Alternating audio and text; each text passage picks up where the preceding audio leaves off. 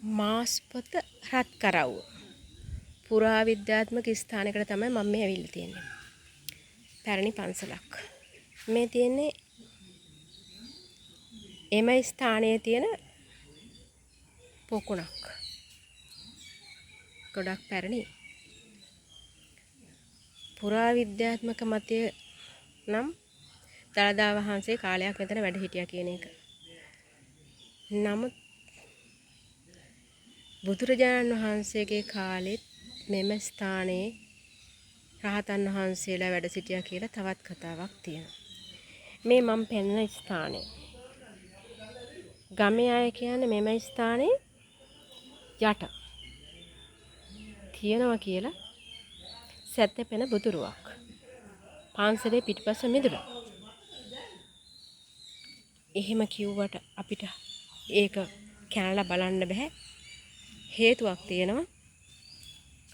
පුරාවිද්‍යාවට අයිති පුරාවිද්‍යාව ස්කෑන් කරලා හරි බලනවා නම් හොඳයි. එහෙම කරනවද කියලා මම දන්නේ. අපි යමුකෝ බලන්න. මෙතන තියෙනනේ චෛත්‍යයක්. මේ ගල් තලාවක්. එතනින් එහාට තියෙනවා චෛත්‍යයක්.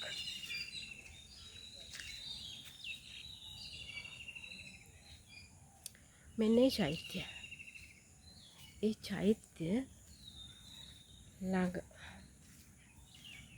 තියෙන සිරිපතුල් ගල් යුවලක්. මේ තියෙන්නේ කැටයම් නැහැ. නමුත් සිරිපතුල් ගල් කියලා පෙනෙනවා. ඒ වගේම මේක විස්තර කරන පන්සලේ හාමුදුරු ඉතිහාසික කතාවේ හැටියට නම් මෙම ස්ථානයේ ගොඩක් ලොකු ඉඩමක් තිබිලා තියෙනවා. පැරණි ගල් කණු ඔබට පේනවා ඇති අර දුරින් පේන්නේ. පැරණි ගල් කණු තියෙනවා. ඉතින් මේකේ මේ ඉකුත් යුගයේ යටත් විජිතයෙන් සහ ඊට පසු යුගයේ මේක පෞද්ගලික ඉඩමක් විදිහට තමයි පාවිච්චි කරලා තියෙන්නේ. පුරාවිද්‍යාව බොහොම අමාරුවෙන් අක්කර එකමාරක් විතර අයිති කරගෙන තියෙනවා. පුරාවිද්‍යාව නටබුන් තියෙන ටිකේ නමුත් තවත් නටබුන් තියෙන ප්‍රදේශයක් තියෙනවා. ඒ ටික දීලා නැහැ. ඒ ටිකේ දැන් වෙන්දේසි කරලා වෙන්දේසි ඉඩම් අරගෙන මිනිස්සු අර දුරින් පේනවා නේද තැන්නක්. ඒ තැන්න ප්‍රදේශයේ පුරා ලොකු වැවක් තිබිලා තියෙනවා. ඒ වැවෙන් කොටසක් දැන් වැව සම්පූර්ණයෙන්ම නැහැ හිඳිලා. ඒකෙන් කොටසක් පෞද්ගලික ඉඩම් වලට ගිහිල්ලා පොඩි කොටසක් තියෙනවා. ඒ තැන්න තියෙනවායි. තැන්න තිබ්බට ඉතින් වැව නැහැ. මෙම ස්ථානයේ ශ්‍රී දළදා වහන්සේ තැන්පත් කරපු මාලිගාවක් තිබිලා තියෙනවා. ඔබට මම පෙන්නන්නම් එතන. එම ස්ථානයේ මාලිගාව තිබුණ තැන තමයි අර පෙනෙන්නේ දුරින්. පියම් බලන්න. මේ තියෙන්නේ ඒ මාලිගාව තිබුණ ස්ථානය. එතන තියෙනවා දේවල් අපි බලමු. දැන් නම් කුරුල්ලෝ ඇවිල්ලා මොනරුව ඇවිල්ලා හරිම ලස්සනයි මේ ස්ථානය. අන්න මොනරු මේ ස්ථානයේ අපිට පේනව නේද? මේ ස්ථානයේ සෙල්ලිපියක් තිබිලා තියෙනවා. හැබැයි ඒ සෙල්ලිපිය දැන් සොයාගන්න නැහැ. ඒ වගේම ගල් කණු තිබුණ පාදම් තියෙනවා. පාදම ටිකක් අපි බලමු. සෙල්ලිපිය නැහැ. ඒත් මෙන්න පාදම තියෙනවා. මේ හතරස් කොටුව වගේ තියෙන්නේ. කණු තිබුණ තැන්.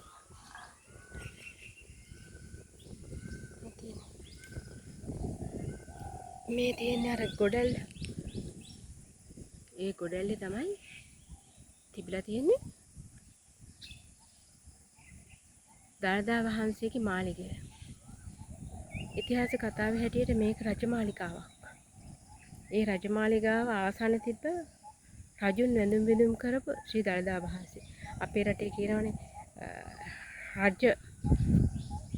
රටේ රජුරුවන් යටතේ ශ්‍රී දළදා වහන්සේ තියෙන්න ඕනේ. ඒ කියන්නේ උන්වහන්සේගේ මුදුන් මල්කඩ. ඒතොර රටේ ප්‍රජාවත් ශ්‍රී දළදා වහන්සේට වන්දනාමාන කරනවා. රජුන්ගේ පරම්පරාව ශාක්‍ය වංශිකය බවට තමයි එතකොට විශ්වාස කරන්නේ. ශාක්‍ය වංශිකයන්ගේ අග්‍ර රජ. ඒ කියන්නේ රටේ ලෝකයේද එහෙම කියන්න දන්නේ සක්විති රජ පරම්පරාව. සක්විති රජ පරම්පරාවේ සිදුහත් කුමාරයා බුදු වෙනවා. බුද්ධ රාජ. එතකොට සක්විති රජ ධර්මයෙන් ලෝකයම පාලනය කරනවා. ඒ පාලකයාගේ පරම්පරාව සිදුහත් ශාක්‍ය රාජ පරම්පරාව. ශාක්‍ය රාජ පරම්පරාවේ සක්විති රජ පරපුරේ අයිතිය තමයි සිරි දළදා වහන්සේ. ඒ සිරි දළදා වහන්සේ ආරක්ෂා කිරීම රටේ රජුරුවන්ගේ වගකීම. තැනින් තැනට අරන් ගිහිල්ලා සතුරු උපද්‍රව අතරේ ඒ දේවල් ආරක්ෂා කරගන්න රජුරුව උත්සාහ කරන්නේ නැත්තේ ඒ අයිතිය ආරක්ෂා කරගන්න. නමුත් ඉතින් අපි යටත් ජිතෙන් පස්සේ අපේ රජ පරම්පරාව විනාශ වුණා. රජුරුවන් අරන් ගිහිල්ලා ඉන්දියාවේ සිරගත කළා. අපේ රටෙන් 1802 දී අරන් ගිය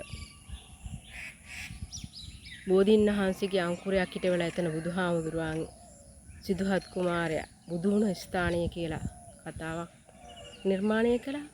ඉතින් අපිට මේ සියලු දේවල් හොයාගන්න හරිම අසීරු තත්ත්වයටපත් කරා සුද්ධ ඇවිල්ලා.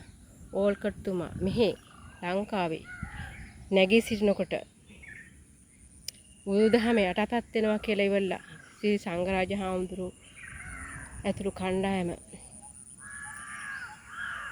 මේ තොරතුරු නැවත එක්රැස් කරන වෙලාවේ ඕල්කට් තුමා ඇවිල්ලා අනගාരിക ධර්මපාලතුමාවත් අරගෙන ගියා ඉන්දියාවට. ඉන්දියාවේ මහන්තගේ කෝවිල පෙන්නලා ඒක තමයි අපි බුදුහාමුදුරුවෝ බුදු වෙච්ච ස්ථානේ කියලා ගිහිල්ලා බෝධීන් වහන්සේ නමකුත් වැඩම කරලා ලංකාවේ හිටවලා දැන් ඉතින් අපි ගිහිල්ලා වඳිනවා ඉන්දියාවට.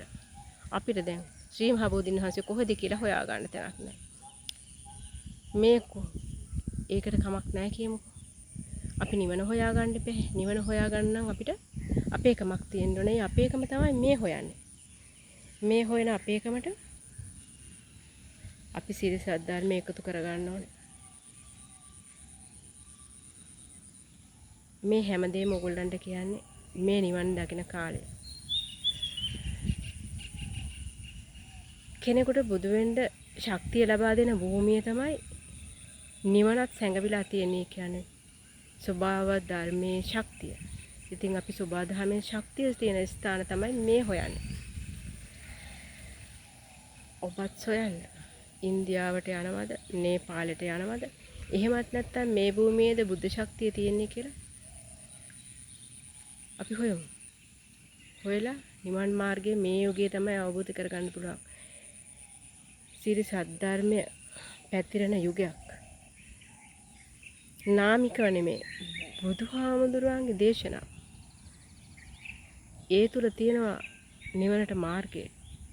ඒක පහදලා දෙන්න කෙනෙක් ඕනේ.